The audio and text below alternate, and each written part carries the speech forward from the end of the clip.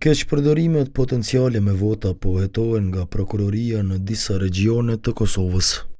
Prokurori i krimeve të rënda në Pejë ka marrë në dorë rastin e komunës së Junikut, ku dyshohet se disa persona që vinë nga komunat e tjera votuan në Junik. Dhe ka deleguar rastin tek prokurori i krimeve të rënda, në mënyrë që të merren veprime të nevojshme, të cilat do të zbardhin gjitha rrethanat për të kuptuar se a ka përgjegjësi penale dhe si ka ndodhur ky rast.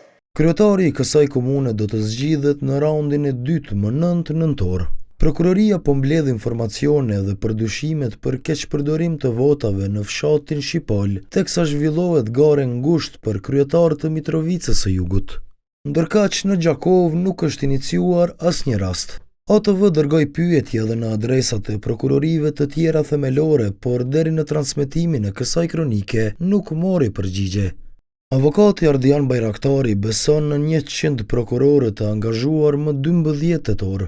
Në këtë drejtim unë vlerësoj që këto raste janë të izoluara, mirë po megjithatë si të tilla në asnjë formë nuk duhet të injorohen, për çka natyrisht që kemi edhe konfirmim tashmë nga institucioni i prokurorit të shtetit. Ligji në fuqi përcakton dënime me gjobë ose burgim deri në 5 vjet për veprat që ndërlidhen me cenimin e procesit të votimit. Njëra prej veprave që në të kalumen kryesisht është shpërfaqur ka qenë falsifikimi i rezultatit të zgjedhjeve. Shkalla ndëshkueshmërisë është me burgim deri në 3 vite. Në rast se kjo kryhet nga anëtarët e komisionit zgjedhor, atëherë shkalla ndëshkueshmërisë mund të shkojë deri në 5 vite. Në ditën e zgjedhjeve, prokuroria nuk kumtoi ndonjë shkelje serioze.